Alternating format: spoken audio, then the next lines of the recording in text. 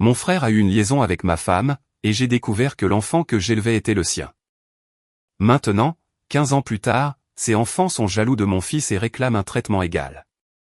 Mon frère a eu une liaison avec ma femme et j'ai découvert que l'enfant que j'élevais était le sien. Aujourd'hui, 15 ans plus tard, ces enfants sont jaloux de mon fils et veulent être traités de la même manière.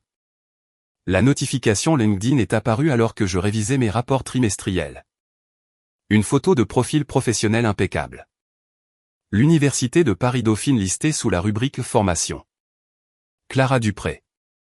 Je ne reconnaissais pas le nom, mais l'aperçu du message m'a crispé la mâchoire. Bonjour Antoine.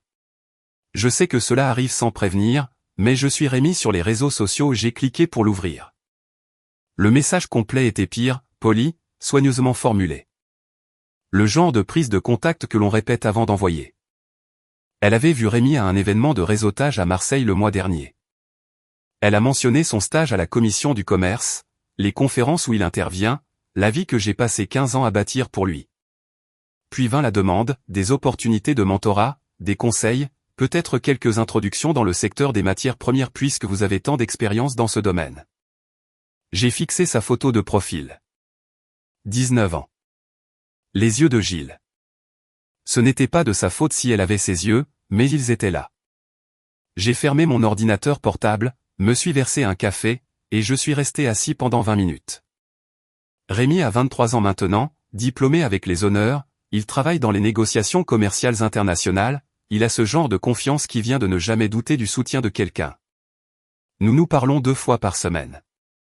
Il ne demande jamais d'aumône, juste des conseils, une perspective, un rappel à la réalité occasionnelle quand il réfléchit trop. C'est ce que j'ai bâti. Pas indépendant, un sacré professionnel. Mon téléphone a vibré. Un autre message de Clara. Je sais que mon père et vous avez eu un différend il y a des années, mais la famille, c'est la famille, n'est-ce pas? Mon frère Maxime et moi aimerions vraiment nous connecter. Rémi est notre demi-frère après tout, et il semble que vous ayez été un mentor incroyable pour lui. La famille, c'est la famille. J'ai lu cette phrase 3 fois. L'audace était presque impressionnante. 15 ans de silence radio et maintenant ils se manifestent parce qu'ils ont vu à quoi ressemble le succès et ont décidé qu'ils voulaient en faire partie. Non pas parce qu'ils se souciaient de Rémi quand il avait 8 ans et que son monde implosait. Non pas parce qu'ils prenaient des nouvelles au collège, au lycée, à l'université. Mais parce qu'ils ont vu le résultat et ont voulu accéder à la ressource. J'aurais pu l'ignorer, la bloquer, laisser mourir l'affaire discrètement. Mais quelque chose dans cette phrase, la famille, c'est la famille, m'est resté en travers de la gorge comme un os. J'ai ouvert mon ordinateur portable, tapé une réponse. Un café, samedi, 14 h. Au Saint-Honoré, rue Victor Hugo. Salon privé. Amenez votre père. Envoyé. Puis j'ai fait une réservation. Salon privé. Calme. Professionnel. Le genre d'endroit où les conversations se déroulent sans interruption. Je suis allé à mon bureau à domicile, j'ai déverrouillé le tiroir du bas de mon bureau. À l'intérieur se trouvaient 2 dossiers que je n'avais pas touchés depuis des mois. Le premier, je l'ai depuis 15 ans. Des papiers de divorce avec la signature d'Élise. Des relevés de transferts financiers montrant comment j'avais transféré tous les actifs dans le fonds d'éducation de Rémi avant qu'elle ne puisse y toucher. Des relevés bancaires prouvant les petites aventures de Gilles et Élise l'après-midi pendant que je travaillais 70 heures par semaine. Des journaux de messages textes, des centaines. Et le test ADN. Celui qui est revenu avec un chiffre que je n'oublierai jamais, 0% de probabilité de paternité. J'ai mis ce dossier de côté. J'ai ouvert le second. Celui-ci est plus récent, préparé par mon avocat la semaine dernière après que j'ai reçu le premier message de Clara et que j'ai su où cela allait nous mener. Le premier document à l'intérieur a 15 ans, cependant. Je l'ai sorti, j'ai passé mon doigt sur l'entête, résiliation volontaire des droits et réclamations parentaux. La signature de Gilles en bas, datée 3 jours après que j'ai reçu les résultats ADN. Il l'a signé dans un café à 6 h du matin parce que je lui avais donné 2 options. Signer et disparaître proprement, ou faire face à une affaire de paternité publique qui aurait détruit ce qui restait de sa carrière musicale. Il a choisi la sortie facile, comme il le fait toujours. Sous ce document se trouve quelque chose de plus récent.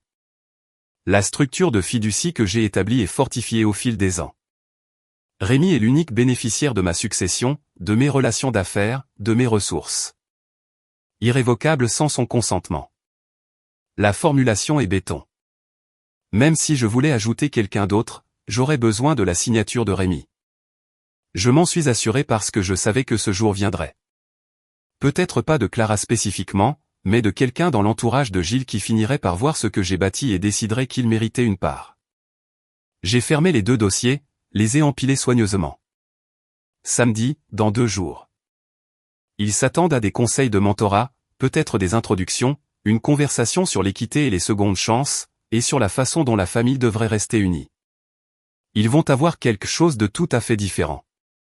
Je vais étaler chaque document, chaque date, chaque signature. Je vais leur montrer exactement ce que leur père a fait, ce qu'il a cédé, et pourquoi les structures légales que j'ai bâties il y a 15 ans rendent cette conversation inutile avant même qu'elle ne commence. Pas de cris, pas d'émotions, juste des faits. Et puis je vais partir et les laisser faire face au poids de tout cela. J'ai placé les 2 dossiers dans mon sac, verrouillé le tiroir. Mon téléphone a vibré. Clara encore. Merci beaucoup. Nous serons là. Nous avons vraiment hâte. Je n'ai pas répondu. 2 jours. Puis il comprendrait exactement pourquoi Rémi obtient ce qu'il obtient et pourquoi eux ne l'auront jamais. Non pas parce que je suis cruel, mais parce que je suis constant. Et il y a 15 ans, quand leur père a eu le choix entre être constant ou être opportuniste, il a mal choisi. Maintenant, ils doivent vivre avec ça. Il y a 15 ans, j'avais 27 ans. Quand les chiffres ont commencé à ne plus correspondre, tout a commencé par quelque chose de stupide. J'étais en train d'organiser notre classeur, des documents fiscaux, des dossiers médicaux, les papiers domestiques habituels que l'on fourre dans un tiroir et que l'on oublie. J'ai trouvé les papiers de sortie d'hôpital de Rémi, datant de sa naissance. La date était correcte, le 14 avril. Mais les notes indiquaient accouchement à terme, 39 semaines et 6 jours. Je suis resté assis là, à fixer cela pendant une bonne minute. Élise avait toujours dit que Rémi était né prématurément. 2 semaines d'avance, disait-elle à tout le monde. Sa mère le mentionnait encore lors des dîners de famille, comme ils avaient eu peur, comme il était minuscule. J'étais en mission à Singapour quand elle a accouché. J'étais rentré par avion pour rencontrer mon fils alors qu'il avait déjà 3 jours, sauf que s'il était né à terme j'ai sorti mon calendrier de travail de cette année-là. J'ai trouvé la mission à Singapour, 6 semaines, de fin janvier à début mars. J'avais été absent pendant toute la période de conception de Rémi. Mes mains sont devenues froides. Je me suis dit que je me trompais, que je me souvenais mal. Que les documents hospitaliers se mélangent tout le temps. Mais je ne me trompais pas. J'ai commencé à regarder de plus près. Relevé bancaire de cette année-là. Les dépenses de la carte de crédit d'Élise, déjeuner dans des restaurants dont je n'avais jamais entendu parler, frais d'hôtel en plein milieu de la semaine, tout cela en février et mars, tout cela pendant que j'étais à l'autre bout du monde à conclure des affaires. Puis j'ai trouvé la facture de téléphone. Des centaines de messages textes, tous vers le même numéro. J'ai vérifié avec mes contacts.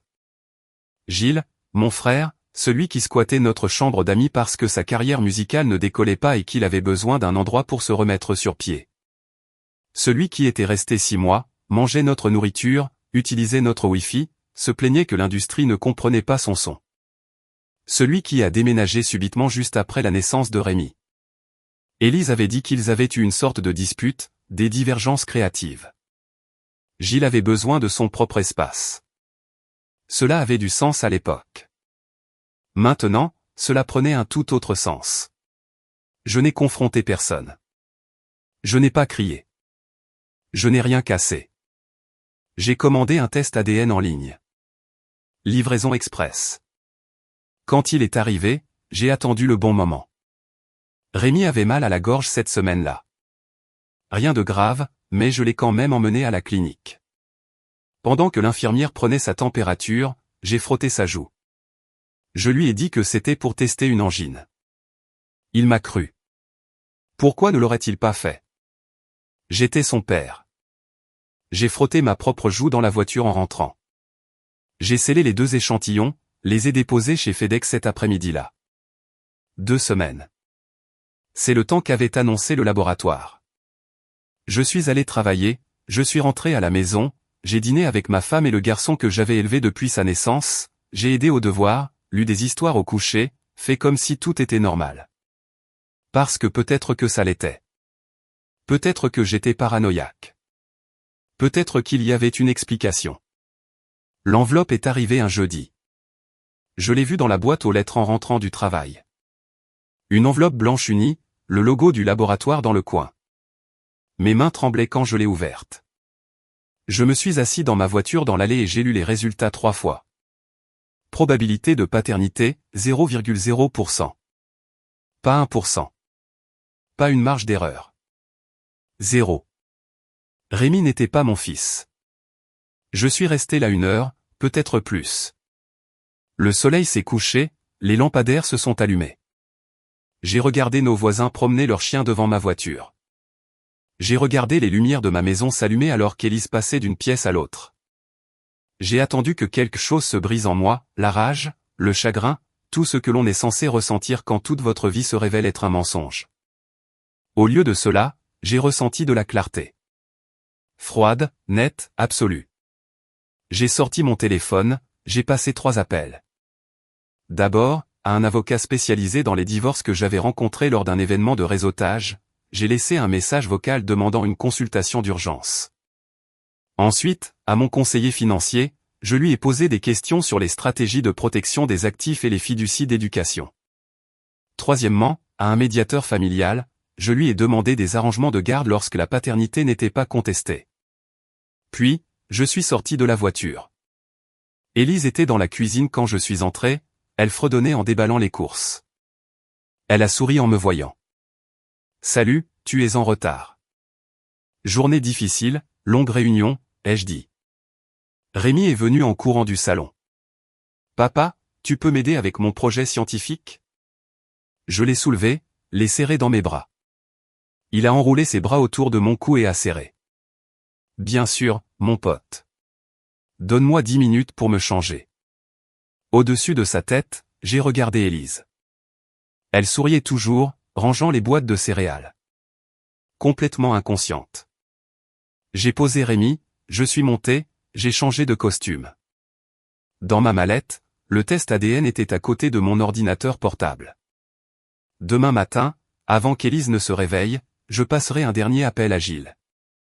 Non pas pour crier, non pas pour menacer, mais pour lui donner exactement une chance de renoncer volontairement à ses droits ou de faire face à une affaire de paternité publique qui enterrerait ce qui restait de sa carrière musicale avant même qu'elle ne commence. Demain, tout changerait. Ce soir, j'ai aidé mon fils à coller des boules de coton sur un tableau et je lui ai expliqué comment se forment les nuages, parce que quoi qu'il arrive ensuite, cette partie-là ne changerait pas. Rémi était mon fils. Que la biologie aille au diable. J'ai appelé Gilles à 6 heures du matin. Il a répondu à la 4e sonnerie, la voix lourde de sommeil. « Antoine, quoi ? Rejoins-moi au petit bistrot, rue de la Liberté. Dans 1 heure. Viens seul. C'est à propos de quoi ? Dans 1 heure. » J'ai raccroché. J'y suis arrivé le premier.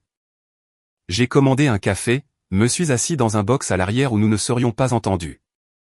J'ai posé le dossier sur la table devant moi. Gilles est entré à cette heure précise, l'air confus et nerveux. Il s'est glissé dans le box en face de moi, a commencé à dire quelque chose. J'ai poussé le dossier sur la table. « Ouvre-le. » Il l'a fait. J'ai observé son visage alors qu'il traitait ce qu'il voyait.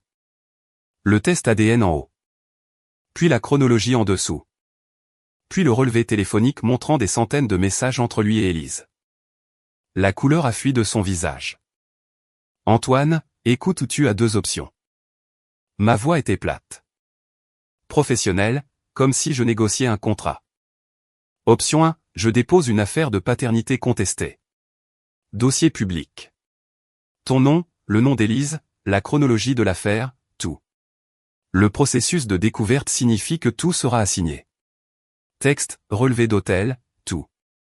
Je suppose que cela fera sensation quand tu essaieras de réserver des salles pour la sortie de ton album le mois prochain.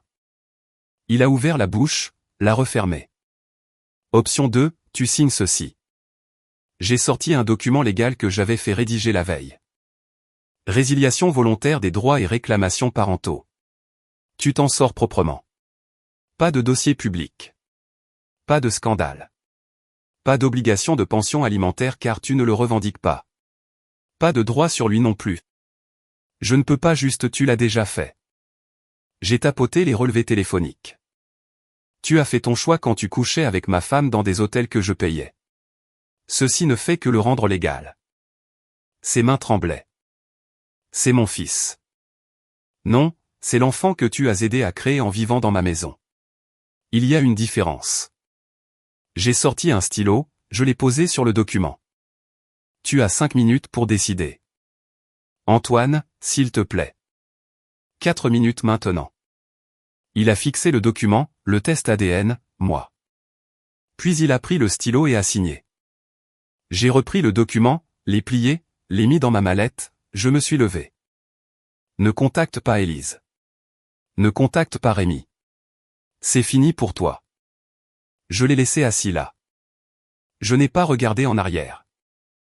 Élise était la suivante. J'ai demandé le divorce cet après-midi-là. Différence irréconciliable, aucune mention d'infidélité, pas de bataille pour la paternité. Mon avocat a structuré cela de manière à ce que j'obtienne la garde physique principale de Rémi. Autorité décisionnelle complète. Élise pourrait avoir des droits de visite supervisés si elle le voulait. Elle ne les voudrait pas une fois qu'elle aurait compris l'alternative. Avant de déposer la demande, j'ai agi rapidement sur les actifs. Notre compte d'épargne commun, 43 000 €, transféré dans une fiducie d'éducation irrévocable pour Rémi. Mon nom en tant que fiduciaire. Légalement intouchable par l'un ou l'autre d'entre nous, sauf pour son éducation. La maison était à mon nom seulement. Je l'avais achetée 2 ans avant notre mariage. Son équipement d'atelier d'art, je l'avais aidé à le financer l'année dernière, tout sur des cartes de crédit qu'elle avait signées. Cette dette était la sienne. J'ai attendu le soir. Je l'ai assise à la table de la cuisine après que Rémi soit au lit. J'ai fait glisser les papiers de divorce vers elle.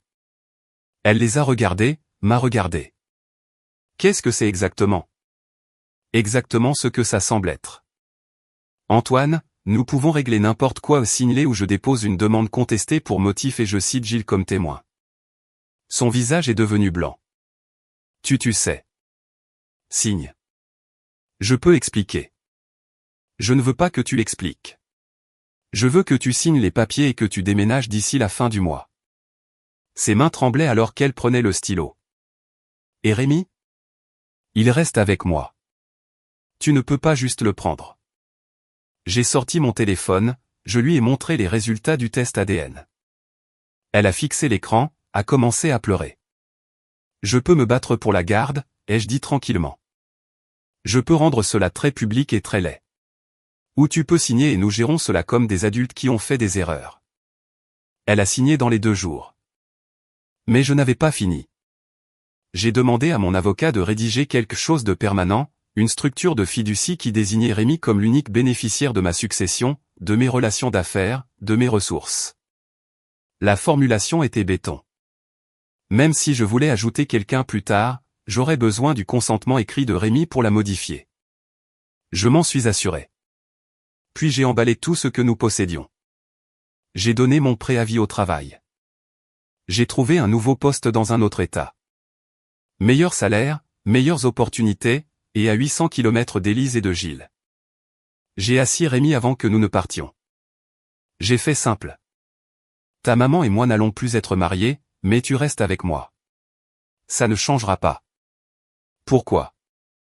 Sa voix était petite. Parce que parfois les adultes prennent des décisions qui ne fonctionnent pas. Mais tu n'as rien fait de mal. Et je ne vais nulle part. Promis? Promis. Nous avons déménagé. Nous avons recommencé. Nous avons bâti une nouvelle vie. Les années ont passé. Rémi a grandi. J'ai refait ma carrière. Nous n'avons jamais parlé d'Élise ni de Gilles. Ils se sont estompés dans l'arrière-plan jusqu'au 18e anniversaire de Rémi. Je lui ai tendu une enveloppe scellée à travers la table du dîner. Tu es un adulte maintenant. Si tu veux l'histoire complète, elle est ici. Sinon, nous la brûlons ensemble. Il l'a fixée, l'a ouverte lentement, a lu la première page, le test ADN. Son visage n'a pas changé. Il m'a regardé. As-tu jamais regretté de m'avoir gardé? Je n'ai pas hésité. Pas une seule seconde. Il a fermé l'enveloppe. Alors je n'ai pas besoin du reste. Nous l'avons brûlé cette nuit-là, nous sommes restés ensemble devant la cheminée et avons regardé les pages se recroqueviller, noircir et se transformer en cendres. Le passé a disparu en fumée. Mais j'ai gardé des copies enfermées dans le tiroir de mon bureau parce que je savais même alors qu'un jour le monde de Gilles se fissurerait. Et quand cela arriverait, je serais prêt. Le samedi du jour présent est arrivé. Je suis arrivé au Saint-Honoré 15 minutes en avance. J'ai enregistré ma présence auprès de l'hôte, confirmé le salon privé, m'assurer que l'agencement était correct. Table ronde, 4 chaises, aucune distraction, juste nous et ceux qui allaient suivre. Je me suis assis avec les 2 dossiers devant moi, j'ai commandé de l'eau, j'ai attendu. Ils sont arrivés à leur pile, à 14 heures. Clara est entrée la première, habillée professionnellement. Une étudiante essayant d'avoir l'air sérieuse. Maxime a suivi, 17 ans, mal à l'aise dans une chemise boutonnée qui ne lui allait pas tout à fait. Puis Gilles.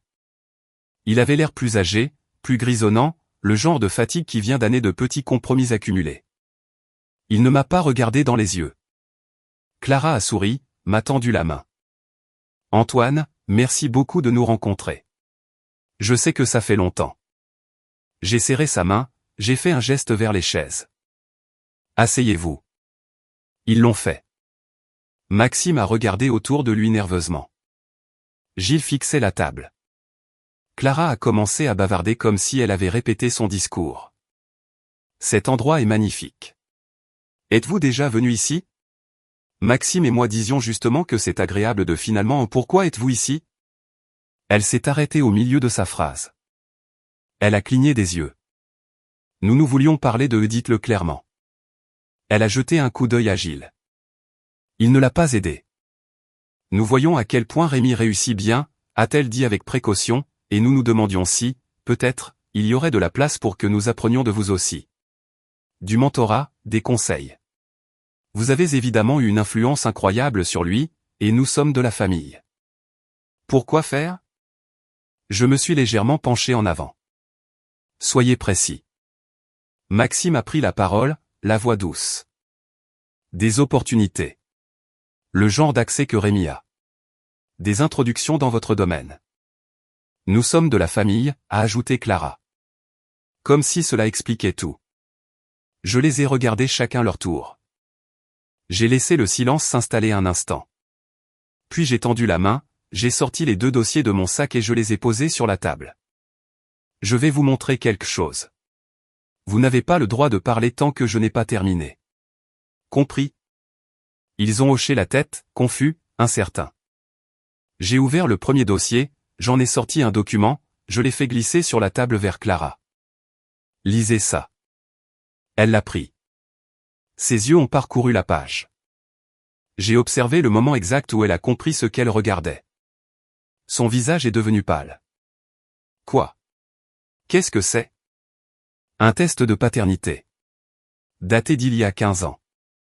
J'ai gardé ma voix calme. Rémi n'est pas mon fils biologique. C'est celui de Gilles. Le silence s'est fait dans la pièce. Maxime a arraché le document des mains de sa sœur. L'a lu. A regardé son père. Papa. Gilles n'a pas répondu. J'ai sorti d'autres documents, je les ai fait glisser un par un. Le 14 avril. Grossesse à terme. J'étais à Singapour tout le mois de mars et la moitié de février cette année-là. Votre père vivait dans ma chambre d'amis. Des relevés bancaires. Suivant. Ceci montre des dépenses dans des hôtels et des restaurants. L'après-midi. Pendant que j'étais à l'étranger à travailler pour les soutenir tous les 2. Puis les relevés téléphoniques, 6 mois de messages textes, des centaines. J'ai exposé la chronologie, propre, méthodique, chaque preuve alignée. Clara a fixé Gilles. Vous avez eu une liaison avec sa femme. La mâchoire de Gilles a travaillé. Aucun mot n'est sorti. La voix de Maxime tremblait. Rémi est notre frère de plein sang. Biologiquement, ai-je dit, oui. Clara m'a regardé, puis les documents, puis de nouveau son père. Je ne comprends pas. S'il n'est pas votre fils, pourquoi l'avez-vous élevé? Pourquoi êtes-vous toujours parce qu'être père, ce n'est pas une question de biologie. C'est une question de présence. Gilles a enfin parlé, la voix faible. Antoine, j'ai levé une main. J'ai dit, vous ne parlez pas tant que je n'ai pas terminé. Sa bouche s'est fermée. J'ai tendu la main vers le deuxième dossier, le plus récent. Je l'ai tiré vers moi et l'ai ouvert lentement. Le premier document à l'intérieur était impeccable. Un en-tête légal frais en haut. Je l'ai fait glisser sur la table. Le visage de Gilles s'est vidé de sa couleur en lisant l'en-tête. Fiducie irrévocable et désignation de bénéficiaire. Clara a regardé entre le document et son père, puis moi. Qu'est-ce que c'est? Je me suis penché en arrière dans ma chaise, j'ai croisé les mains. C'est pourquoi vous avez perdu votre temps à venir ici. J'ai tapoté le document devant Gilles. C'est la structure de fiducie que j'ai établie il y a 15 ans. Rémi est l'unique bénéficiaire de ma succession, de mes relations d'affaires, de mes ressources de mentorat. Juridiquement contraignant, irrévocable sans son consentement. J'ai sorti une autre page du dossier, je l'ai glissée à côté de la première. Et c'est la résiliation des droits parentaux que votre père a signé le jour où j'ai découvert l'affaire. Volontaire, légale, permanente. Clara l'a saisie. L'a lu. Ses mains ont commencé à trembler. Vous l'avez forcé à renoncer à son fils? Non, je lui ai donné le choix. J'ai gardé mon ton neutre et factuel. Une affaire de paternité publique avec découverte complète ou une sortie propre. Il a choisi la sortie. À 6 heures du matin dans un café de la rue de la Liberté. Il lui a fallu moins de 5 minutes pour décider. Elle a regardé Gilles. C'est vrai? Il n'a pas répondu. Papa, sa voix s'est brisée. C'est vrai? J'avais 25 ans, a-t-il dit doucement. J'avais peur. Je ne savais pas quoi, je m'en fiche. Ma voix a tranché son excuse comme une lame. Il a cessé de parler. Vous avez fait un choix. J'ai fait le mien. J'ai choisi Rémi. Je l'ai élevé. J'ai payé son éducation. Je lui ai appris à négocier, à réseauter, à construire quelque chose qui dure. La biologie ne signifie rien. L'engagement signifie tout. Maxime s'est penché en avant, désespéré. Mais nous sommes ses frères et sœurs. Ses frères et sœurs de plein sang. Ça n'a pas des frères et sœurs qu'il n'a jamais rencontrés et qu'il ne tient pas à connaître. Les mots ont fait mouche. Maxime a tressailli. J'ai continué. Vous voulez savoir pourquoi je traite Rémi différemment? Parce qu'il l'a mérité.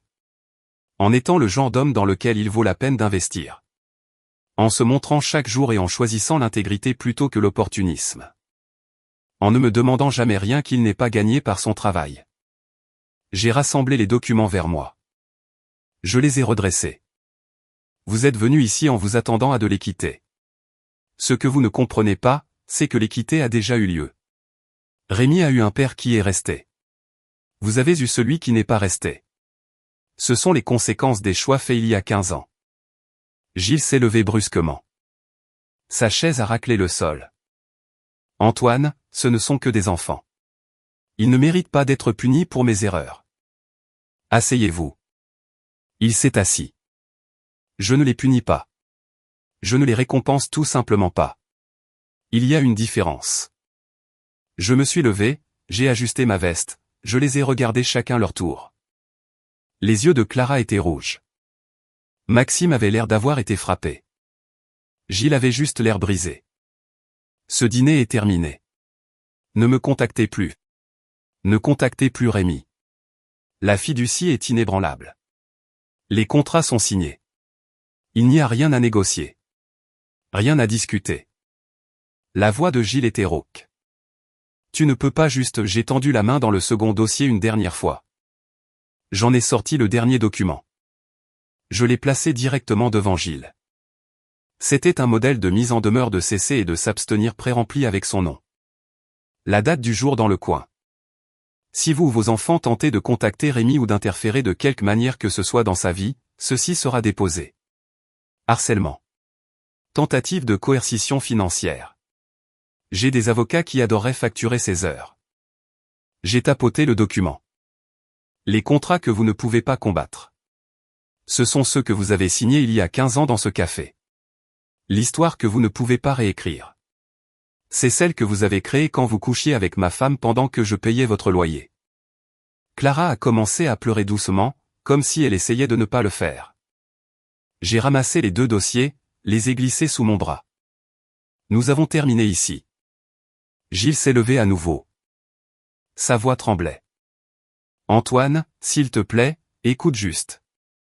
Non. Je me suis tourné vers la porte. Derrière moi, la voix de Clara a percé. Attendez, s'il vous plaît.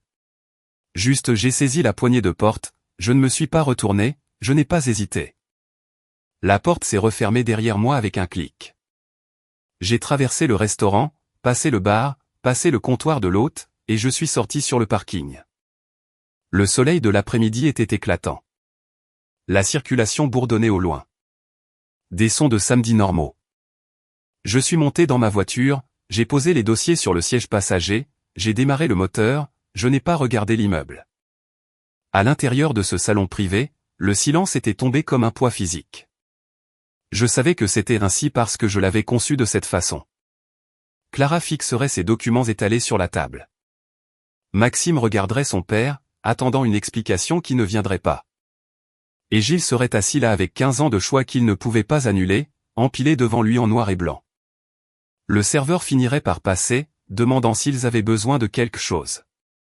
Il ne répondrait pas parce que dit-on quand le sol s'écroule sous tout ce que l'on croyait comprendre? Je suis sorti du parking, j'ai rejoint la circulation. Mon téléphone était dans le porte-gobelet. Aucune notification. Rémi et moi avions convenu au préalable qu'il resterait à l'écart de tout cela. Pas de contact tant que ce ne serait pas fini. Je ne lui ai pas envoyé de message. Pas encore besoin. Je suis rentré en voiture à travers la ville, je me suis garé dans le garage de mon immeuble, j'ai pris l'ascenseur. Dans mon appartement, je suis allé directement au bureau, j'ai déverrouillé le tiroir du bureau, j'ai remis les 2 dossiers à l'intérieur, je les refermai à clé. Pas pour les regarder, pas pour revivre quoi que ce soit, juste pour les avoir si la limite était jamais testée. Je me suis versé un whisky. Pur. Je me suis assis près de la fenêtre donnant sur la rue en contrebas. De l'autre côté de la ville, dans le salon privé de ce restaurant. Ils étaient toujours assis là. Je savais qu'ils l'étaient parce que la vérité est une chose lourde quand on l'a évitée pendant 15 ans et que soudain elle est étalée dans des documents que l'on ne peut pas contester, des signatures que l'on ne peut pas nier. Des chronologies qui ne mentent pas. Clara était venue chercher des opportunités. Maxime était venu chercher une famille. Gilles était venu parce que ses enfants l'avaient poussé à le faire. Et peut-être qu'une partie de lui pensait que suffisamment de temps s'était écoulé pour que je me sois adouci. Ce qu'ils ont trouvé à la place, c'était un mur construit de contrats qu'ils ne pouvaient pas briser, et d'une histoire qu'ils ne pouvaient pas réécrire. Le serveur était probablement passé 2 fois maintenant, peut-être 3. Il n'aurait toujours pas bougé.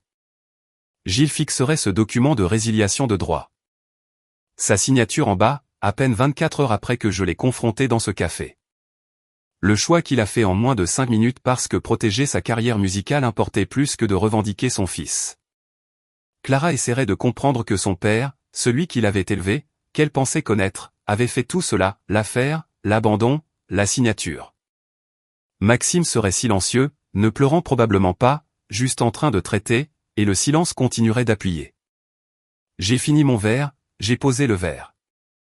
Demain, j'avais une réunion sur un nouveau contrat dans le secteur minier. Mardi, Rémi prenait l'avion pour une session de stratégie concernant sa prochaine étape de carrière.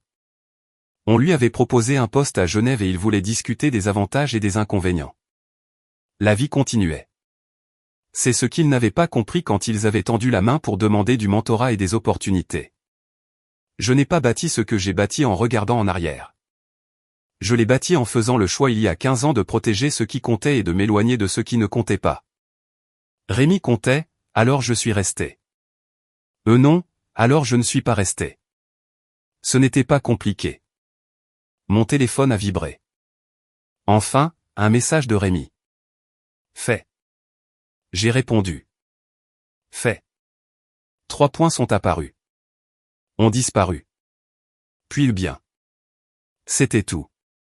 Pas de questions supplémentaires. Pas besoin de détails. Il savait de quoi il s'agissait aujourd'hui. Savait pourquoi cela devait arriver. Nous n'en reparlerions plus jamais. J'ai posé mon téléphone, j'ai regardé par la fenêtre la ville. Samedi après-midi. Des gens qui promènent des chiens. Des couples qui vont dîner. Des vies normales qui continuent comme toujours. Quelque part de l'autre côté de la ville, 3 personnes étaient assises à une table entourées de documents qui prouvaient que leur père avait détruit une famille et abandonné l'enfant qu'il avait créé. Ils sont venus chercher l'accès à ce que j'avais bâti. Au lieu de cela, ils se sont retrouvés ensevelis sous ce qu'il avait détruit. Pas de discours de vengeance, pas de confrontation dramatique, pas de réconciliation, juste des faits assez lourds pour les écraser sous le poids des choix faits il y a 15 ans. Et je me suis encore une fois éloigné de tout cela. Non pas parce que j'avais pardonné quoi que ce soit, car je n'avais plus besoin de porter ce fardeau. J'ai bâti quelque chose de mieux que la vengeance. Une vie si solide que le regret ne pouvait pas l'atteindre. Rémi réussirait, que Gilles le reconnaisse ou non. La fiducie était inébranlable, que Clara comprenne ou non pourquoi. Mes limites étaient permanentes, que l'un d'eux l'accepte ou non. Leur compréhension n'avait pas d'importance. Leur approbation n'avait pas d'importance. Ce qui importait, c'est qu'il y a 15 ans, j'avais fait un choix et je m'y étais tenu. Tandis que Gilles avait fait un choix différent, et maintenant, assis dans cette pièce silencieuse avec des documents éparpillés devant eux, ils devaient vivre avec. Je me suis levé, j'ai rincé mon verre, je l'ai mis dans le lave-vaisselle. Demain, je me réveillerai et continuerai la vie que j'avais bâtie. Ils se réveilleraient et s'assieraient avec les ruines de la leur.